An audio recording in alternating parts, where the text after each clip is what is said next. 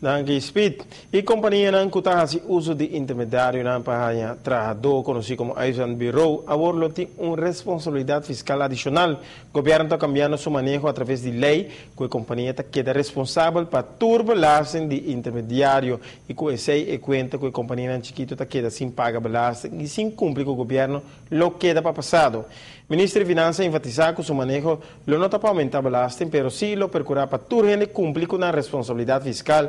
Eta bau de impressão que o grupo de comércio está esconde atrás de procedura para não cumprir com a belagem e não agora lo bem com manejo mais coerente. Nós temos no nosso país situação que certo sector não cumpre completamente com o imposto de nosso país. Entre outros, nós temos aqui no setor de construção, nós temos bastante problema e também no setor onde botahaya pessoas não estão tomando serviço por meio de, por exemplo, uitzendbureau. E a lei aqui está procurar para o grupo de companhias aqui toch cumprimento com o imposto por vira mais alto.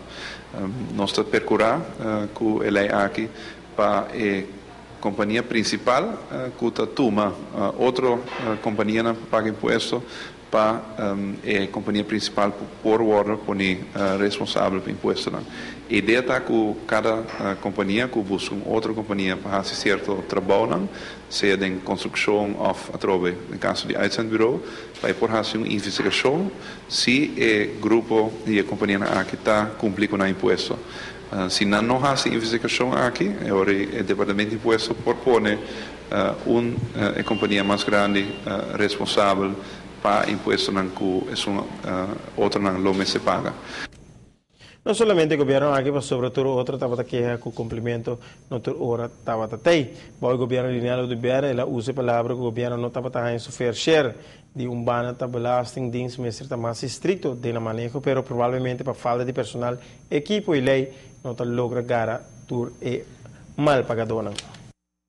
O motivo está que de ainda nós ilante nós que enfocar particularmente riba compliance. Compliance é estilo de cumprimento com imposto e dessa aqui essa que não está contribuindo no momento aqui nós que procurar particularmente o grupo aqui começa a cumprir para assim nosso país por generar suficiente entrada para por pagar tur diferente responsabilidade que está caibo do governo do país Aruba.